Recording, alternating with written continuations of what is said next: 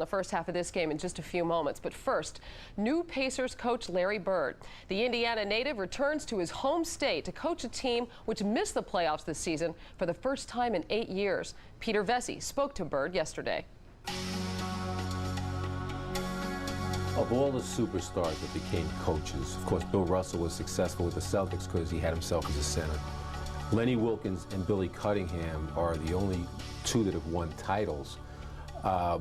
Cunningham was very successful because he brought in Jack McMahon, Chuck Daly. Very important to have key veteran guys next to you. Is that what you're going to do?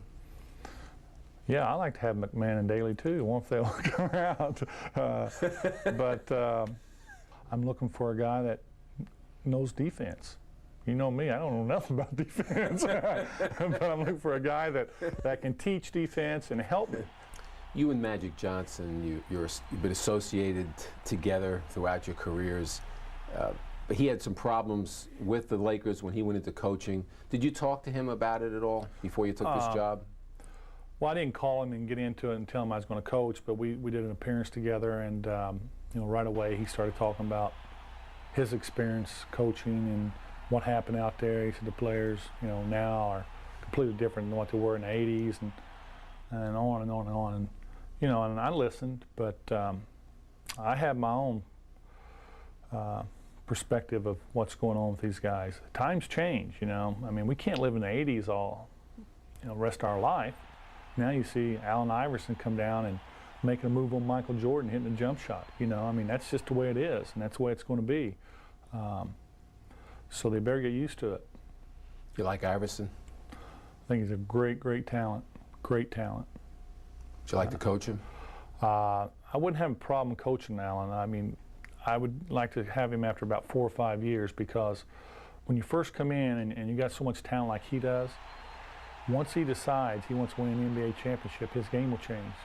And he might not score as many points, but it's the same thing that happened to Michael Jordan when he first came in.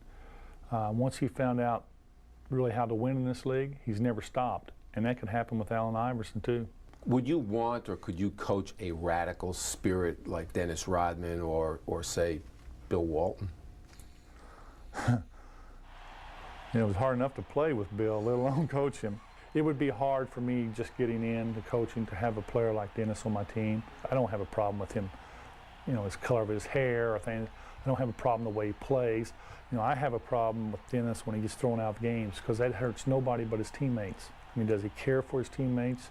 I can remember the first time I was tossed out of a game, Coach Fitch came back here and said, hey, don't feel bad for yourself for getting tossed out. Feel bad for your teammates that you left out there. They depend on you every night. And that's all you know, it's hard to get over that. When you talk to your team for the first time, what are you going to say to them? Well, no matter how mad they get at me, they better not throw a towel in my face, because they do, we're going to have a fist fight right there. I can throw anything else but a towel. Unless it's Dale Davis? Unless it's Dale Davis. He can do whatever he wants. I'm not going to fight him. I'm too old for him. Smart man. There's plenty more of Peter's conversation with Larry Bird during tomorrow's hour-long pregame show, starting at the special time of 2:30 Eastern.